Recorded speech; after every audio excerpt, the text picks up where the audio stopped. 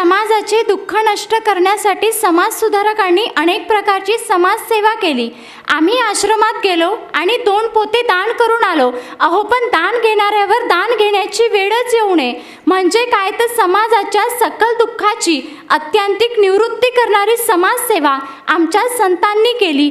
जे का रंजले गांजले त्यासी म्हणे जो आपुले, म्हणजे जो रंजलेला आहे, गांजलेला आहे, हीन आहे, अशांना जो आपलं समजतो त्याला खरं संत समजलं पाहिजे। मार्ग दावुनी गेले आधी दयानिधी संत ते, संत आपले मायबाप असतात, त्यांनी दाखविलेल्या मार्गावर आपण चालायचं असते। अगदी ज्याप्रमाणे लेकराला मोठा घास चारता येत नाही म्हणून आई छोटे छोटे घास करून त्या बाळाला चारत असते, अगदी त्याचप्रमाणे संस्कृतमधलं माणूस धर्म सांगणारं भगवद्गीतेतलं ज्ञान माझ्या भोड्या बाबड्या लेकरांना कसं समजणार, म्हणून मराठीच्या ओवी स्वरूपात माऊलींनी आपल्याला ते ज्ञान छोट्या छोट्या ओवीच्या स्वरूपात निर्माण करून दिलं। म्हणून संप्रदाय त्यांना ज्ञानेश्वर माऊली अर्थात आई असं संबोधतं, कारण ज्ञानेश्वरीची भाषा प्रेमाची, वात्सल्याची आणि अर्थात करुणेची आहे। तेच तुकोबारायांची भाषा परखड आहे। बाप बाहेरनं दिसायला कठोर असला तरी त्याच्या अंतकरणातनं लेकराच्या भलेचेच भावना दिसून येत असते। गाथेतली भाषा परखड वाटत असली तरी समाज उद्धाराची आहे, म्हणून संप्रदाय तुकोबांना बाप असं संबोधतो। तुम्ही संत माय बाप कृपावंत, काय आम्ही पतित कीर्तिवाणू, नेमकी त्यांचीच कीर्ती आपल्या समक्ष सांगण्याकरिता उभी आहे। नमस्कार, सांकेतिक कोड क्रमांक 53 विचार मंथन करतीये ज्ञानोबा तुकाराम। खरं तर ज्या काळामध्ये शूद्रांनी वेद ऐकले तरी त्यांच्या कानामध्ये तेल ओतलं जायचं, माणसं जातीसाठी धर्मासाठी इतकंच नाही तर देवासाठी भांडत होती, त्या काळामध्ये माऊली हे विश्वची माझे घर असं म्हणत पुढे जाऊन ममै वंशो जीव लोके जीव भूत सनातन म्हणत षष्ठानींद्रियाणी प्रकृती स्थानी करशती। ममै वंश म्हणजे काय, माझ्या देवाचा अंश आहे, जीवन जगत असणाऱ्या प्रत्येक जीवात देवाचा अंश आहे। ही मानवतावादी शिकवण ज्ञानेश्वरीच्या माध्यमातून संत ज्ञानेश्वरांनी दिली आणि म्हणून त्यांनी भागवत धर्माचा पाया रचला असं म्हटलं जातं।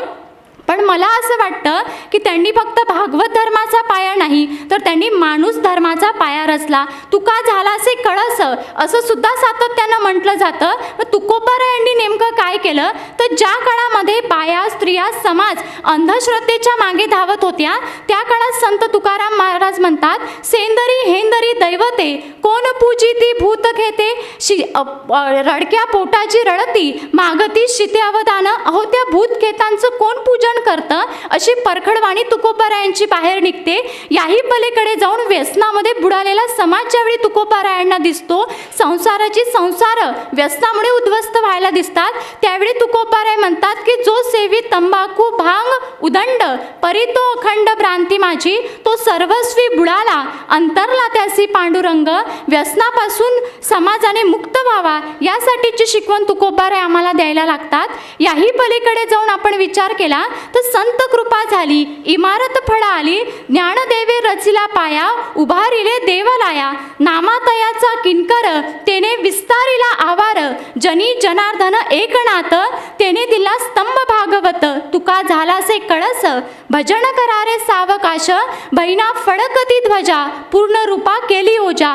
तुकोबा कडस झाले, माऊलींनी पाया रचला, पण इतर संतांनी सुद्धा त्या माणूस रूपी मंदिराचा स्तंभ बनण्याचं काम केलं आहे हे विसरून चालणार नाही। ज्या काळामध्ये अस्पृश्याला हात लावला तरी पाप समजलं जायचं, त्या काळामध्ये आई विना रडणाऱ्या एका महाराजच्या लेकराला संत एकनाथ महाराज कळेवर उचलतात आणि आईपर्यंत पोहोचत करून देतात। उच्च नीच नाही नेने भगवंत तिष्ठी भावभक्ती देखून या, अहो देवाच्या घरामध्ये जाती भेद उच्च नीच इत्यादी भेद नसतात, तिथं फक्त भाव पाहिला जातो असं संत एकनाथ महाराज सांगतात।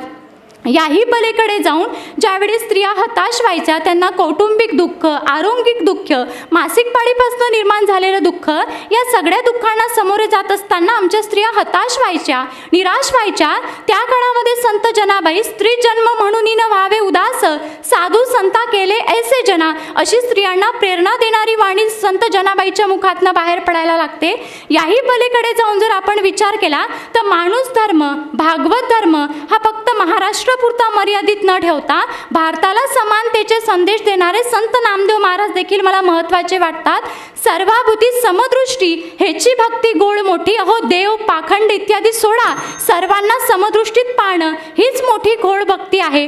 खरं तर जीवनाला कैवल्य प्राप्त व्हावं, जीवन सद्गतीला लागावा, यासाठी संत या जगामध्ये अवतीर्ण होत असतात. संतांच्या भवदात्त प्रसादिक प्रशांत विशाल अनुभवाचा संत साहित्य हा आविष्कार आहे. त्यातनं संत श्रेष्ठ ज्ञानेश्वराच्या अनुभूतीचा मोगरा दडवतोय. तुकोबांची भक्ती बरोबरच समाजसेवेची तळमळ डोकावत आहे.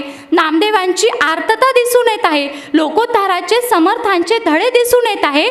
त्याचबरोबर आध्यात्मिक मूल्य बरोबर जीवन मूल्य हे दोघांना बॅलन्स करणारी नाथबाबांची वाणी आपल्याला दिसून येत आहे. जनाबाई, सावतोबा, चोखोबा, कान्होपात्रा इत्यादी संतांच्या स्वअनुभवातून माणूस धर्म प्रगट झालेला आपल्याला दिसतोय. स्वांत सुखाय हिताय मार्गदर्शनाय या कारणासाठी संतवाणी निर्माण होत असते आणि सामान्य माणसाला जीवन जगण्याचा मार्ग दाखवत असते. खरं तर ज्ञानोबा तुकोबा ही चळवळ आहे आणि या चळवळीचं तुम्ही आम्ही पाईक झालं पाहिजे हाच आशावाद. आभार.